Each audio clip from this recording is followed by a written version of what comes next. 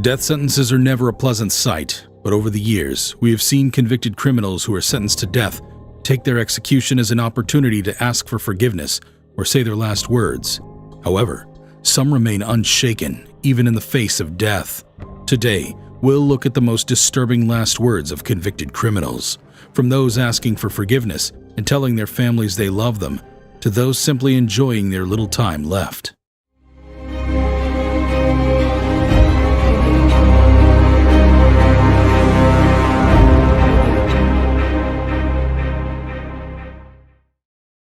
George Apple.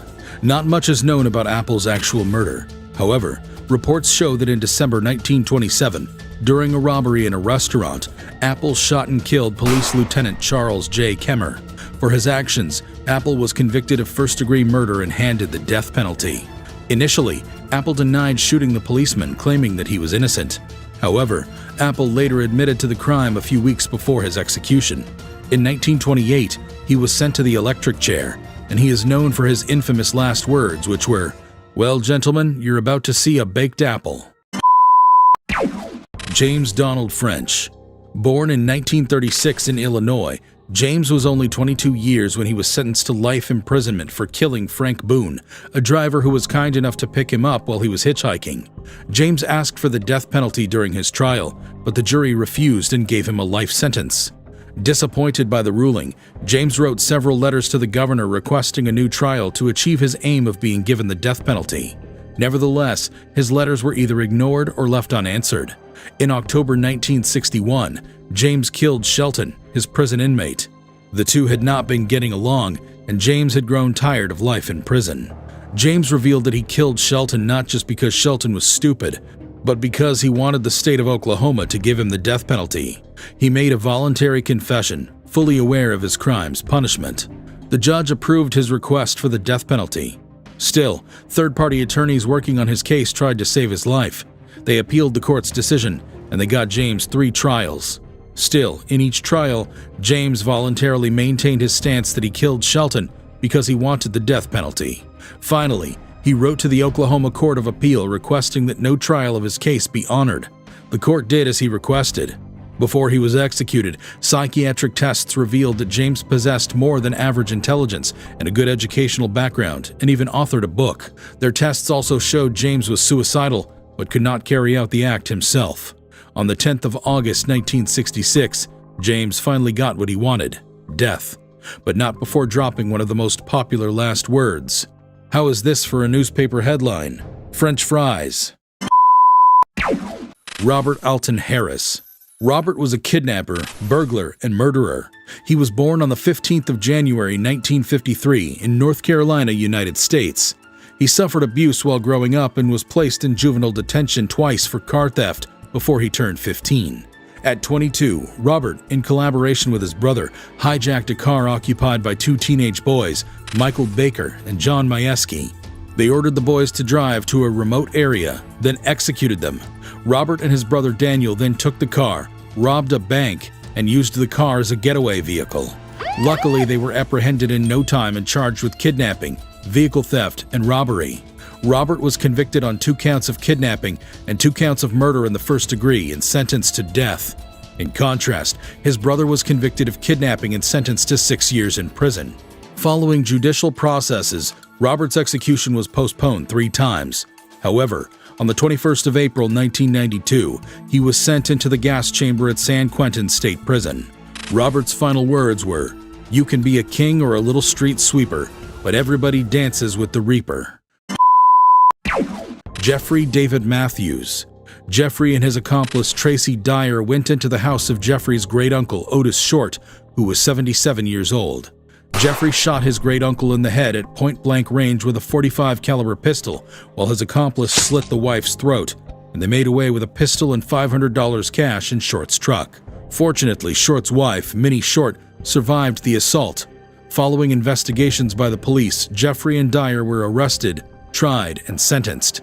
Despite Jeffrey's claims of innocence that resulted in several postponements of his execution to ascertain the claims, he was finally executed on the 11th of January 2011. His last words were, "I think that the governor's phone is broken. He hadn't called yet." Robert Charles Towery. Mark Jones was a Paradise Valley philanthropist before Towery and his accomplices Randy Baker murdered him. Towery has been Jones's mechanic, and Jones has been kind to him, loaning him some money and allowing him and Baker inside his house. Once inside the house, Towery put a gun on Jones while his accomplice handcuffed him.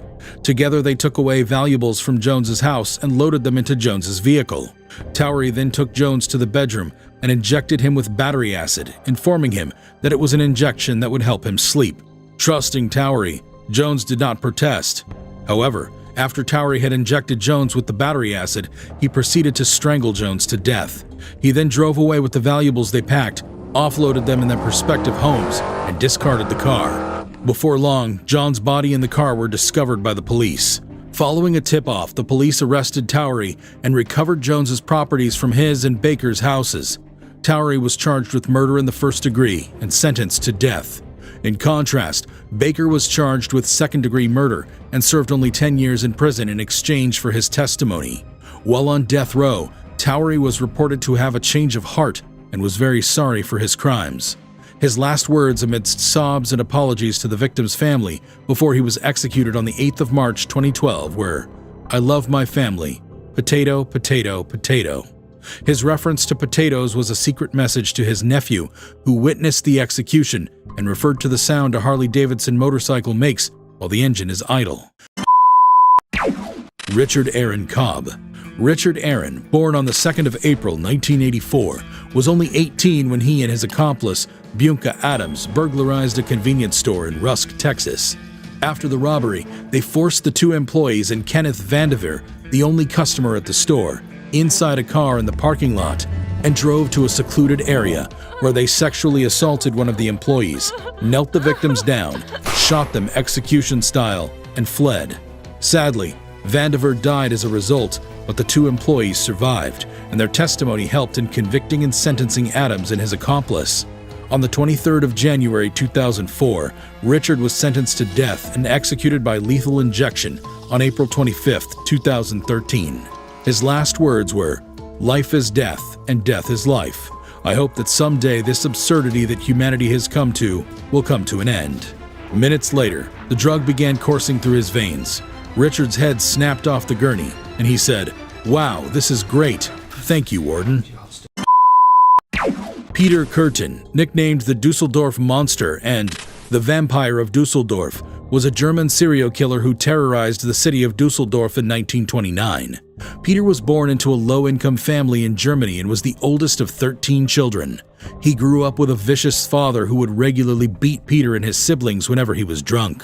Pete's mother wasn't exempted from these beatings. Peter's father was jailed for more than a year in 1897 for raping his eldest daughter, who was only 13. As the eldest son, Peter bore the brunt of his father's beatings, which affected his academic performance and several areas of his life. He stated he committed his first murder at age 9 when he drowned 2 classmates. Throughout his youth, Peter was arrested and jailed for various crimes, ranging from threatening behavior, arson, theft, attempted robbery, breaking and entering, and burglary. Peter's first definitive murder was on the 25th of May, 1913, when he killed Christine Klein, a 9-year-old, during a burglary. He committed more than 65 crimes, including 9 murders and 31 attempted murders. Peter readily confessed to his crimes and admitted that seeing the blood of his victims drives him to orgasm.